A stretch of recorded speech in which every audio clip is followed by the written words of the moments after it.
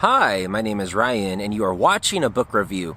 Thank you for stopping by. I hope that you enjoy it.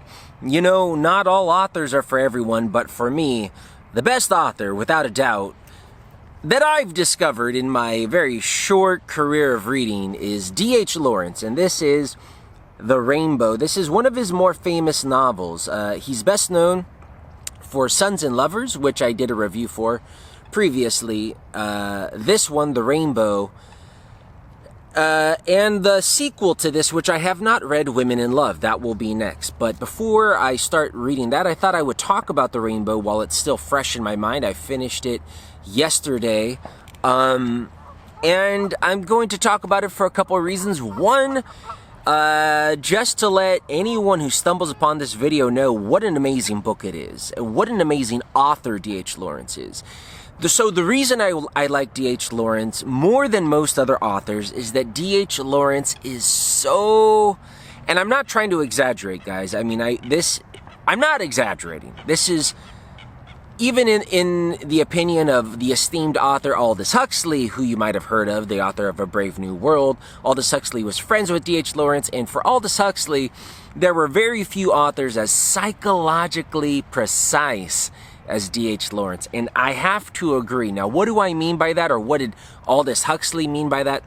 It means that D.H. Lawrence gets into the inner workings of his characters, their internal struggles. You know, we see all of the people, our family members, our friends, the people in the park, where I'm at, and we judge them by their outward appearance and by what they say, and we imagine what they're thinking. We imagine what their feelings are. We imagine how a man feels when he makes love to a woman, or how a woman feels when she gives birth to a child, or any other type of human experience. And we know our feelings. We guess what other people's feelings are. But a really good author brings the character's inner workings into light for you, and D.H. Lawrence does that. I will not give you too many spoilers. I'll just give you guys an overview of what this book is about. It's about 3 generations of a family. So the first main character is Tom Brangwyn, and it sort of goes through his life of inheriting a farm, of finding a wife, and of all of the turmoil of his love. And he has a stepdaughter, and what happens when his wife starts to ignore him when she's pregnant. Now, I don't want to get into my personal life, but there were some things I could really relate, because I remember my relationship with my wife changed after we had our baby Alice, and I thought I was going insane. I thought, what is going on? Nothing bad. We have a better relationship today than ever. But whenever something changes, whenever there's a dynamic in your relationship with someone who you're very close with changes, either it becomes hotter or colder, or just changes in the frequency you guys have together, or in any other variable, it can be disconcerting, especially when it's someone very close to you, like your wife. So when Tom Brangwyn, pretty much the first main character, falls in love with his wife Lydia, and she's pregnant, and suddenly their intimacy, or her attention towards him, dies down. You know, it's driving him crazy, because she is his life. There's this concept that comes up again and again throughout the entire novel with a lot of the characters, and it's what we're all searching for. I mean, we're all alive, but not all of us have that fulfillment in our life, that thing that brings us that inner energy and that zest. And a lot of times we do find it in other people. We find it in love. You know, that's why there are so many books and songs and art pieces devoted to love, because we do find some of the best zest in life through love. And so when Tom's wife Lydia is pregnant, he loses his wife's attention. He's going crazy. He doesn't know whether to fight. Is it her fault? Is it his fault? Is it just, the will of the gods? So I mean, I don't want to go into it too much more, but I definitely experienced the shift in my wife's relationship when she got pregnant. Life changes. It's always fluctuating, and sometimes it's hard to understand that. And we deal with those the best we can, those changes, those massive fluctuations in life. And so that's one of the reasons why I like reading novels, is because it always, as entertaining and as enlightening as these stories like The Rainbow are, it always helps me to cast light back onto my life. And that first, sort of advice, the adage, know thyself, one of the oldest pieces of advice along the Western cultural history. Know thyself. There's something fulfilling in learning more and shedding more light upon who you are, your place in the universe, and all of the events and everything. I mean, it's very fulfilling. And so reading novels helps to cast a light on our lives. When the author is able to replicate real life and real human emotions and psychology that we can identify. And so D.H. Lawrence, he might not be an author for everyone. It could be that I have a temperament that's similar to D.H. Lawrence, which is why a lot of his characters speak to me. His characters might not speak to you if you don't have a similar temperament, but perhaps it will still give you some food for thought. So it starts off with Tom, who marries this woman Lydia, and Lydia already has a child, Anna. And it talks about sort of that relationship between the stepfather and the stepchild. And I was a stepchild. Very good stuff. How they come together. I mean, I was thinking about when my mom married my stepdad and reading through this. So it gave me also reflection in that aspect of life. About money, about class, about religion, all of these themes come up. Then the story goes through to Anna, his stepdaughter, who ends up marrying his nephew. So, kind of step cousins. And then it goes into their life. And then it's the story, the perspective is sort of split between Anna and her husband. I believe his name is Will.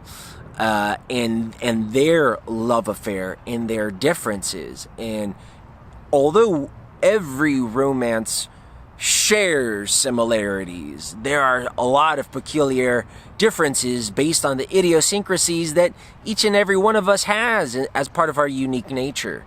And so although it was very interesting to read about Tom and his wife Lydia, now Will and Anna, it's similar themes about the intimacy and the sometimes the conflict that happens in these relationships, bitter conflict, wars, degrading experiences. Now you say, why would I want to read about someone having degrading experiences? Well, there are times in our life where not everything's rosy. And, reading about these experiences helps to make our life feel more human. It's not just us who suffer these experiences, and how these experiences are sometimes just part of having these relationships, because there is sort of this chafing that can go on when two souls are uniting and making a family. And then eventually what can come after this sort of conflict or these negative emotions or these bad experiences, even more beautiful vistas, even more internal fulfillment, even more knowledge of knowing thyself. And so it's almost like the silver lining on the dark cloud, or the bad thing turns into the good thing, if you understand what I mean. So it kind of goes into them too. And there's a lot about lots of things, art, religion, although this novel, The Rainbow, is mostly about love, how two people come together and how two people split apart. Every theme, not every theme, but a lot of themes that are important in just life and family and career come up. So then Anna and Will have a lot of children, and their eldest, Ursula, now takes center stage, and the novel focuses on Ursula. she's the oldest of a large brood of children. Talks about how she feels about being the eldest, how she feels in her relationship with her father as she looks up to her father, but her father burns her and does things very irresponsibly in some sort of weird revenge towards his wife. I mean, really complicated stuff, but real stuff that goes on. And how she eventually goes towards her freedom, trying to become an independent woman. I should mention that this novel was released in 1915. There's a lot, being an independent woman is a lot more normal today. I think it was a little less normal back then. And some of the, I think there's a chapter entitled The Man's World, and so she enters the man's world and becomes a teacher at an elementary school with a very overbearing male boss. And I haven't lived as a woman, perhaps in my past life. I'm a man, if you can't tell, but that was ridiculous. Wait, excuse any of the noise, I'm at a public park, so what can I do? But you'll have to tell me if you ever read this book and you are a woman, whether or not he kind of gets the woman's experience correct. I will say this, I'll get back to the main story. I will say this, that D.H. Lawrence has a lot of female fans. Women love this author, have loved this author, but there are some women that hate D.H. Lawrence. They don't like his portrayal of gender. So some people who are really like very far progressive on the spectrum of thinking there's no such thing as gender, it's all social construction, a lot of those people don't like D.H. Lawrence because he does sort of deify or talk about the very spiritual ingrained natures and our physical differences between men and women, and how the woman is a mystery to man, and how the man is a mystery to the woman, and how that interplays in their lovemaking and their seeking towards one another, as well as their sort of separation. So it goes into Ursula's life about her finding love and some of the things that happen with her. There is a lesbian scene that was really hot. Oh my God. Oh Lord. Now I will say this, it's not explicitly pornographic at all. It was banned when it was published because the censors or the legal authorities at that time, 1915 in England, thought it was disgusting, that it was too sexually explicit. This was 20 years after Oscar Wilde, his trial for homosexuality, and so to have a lesbian scene was seen as very bad. There are some anti-war sentiments, not strong anti-war sentiments, but one of the main characters, I believe it's Ursula, takes jabs at war, and this was during the time of World War I, so that might have been another reason why it got banned. So it talks about life from many different angles, from different points of views, from different men, from different women, gets inside their skin, into their subconscious, into their instincts, very deeply into their instincts. So often we are so certain about who we are, we're so certain about other people, and then we surprise ourselves, or other people surprise us. And it's like, well, that's unlike them. Why would they do that? And we can be hurt, we can feel betrayed, but if you believe in depth psychology, underneath our sort of character and our personality that we're conscious of, we have these deep currents of instinct and motivations that mysteriously reveal themselves to us or very strongly interrupt our life. There is, for the majority of this novel, it is very poetically written.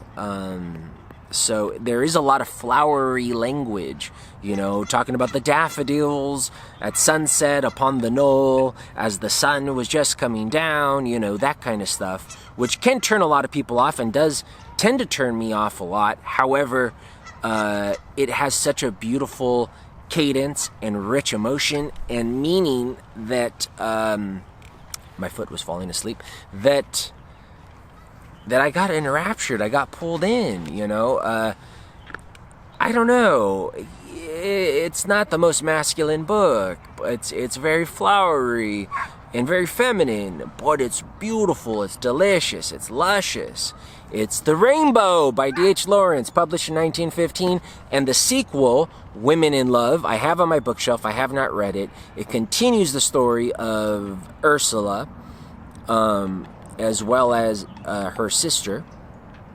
And so I'm looking forward to reading that and bringing that book review to you. My name is Ryan Freeman. Thank you for watching. Bye.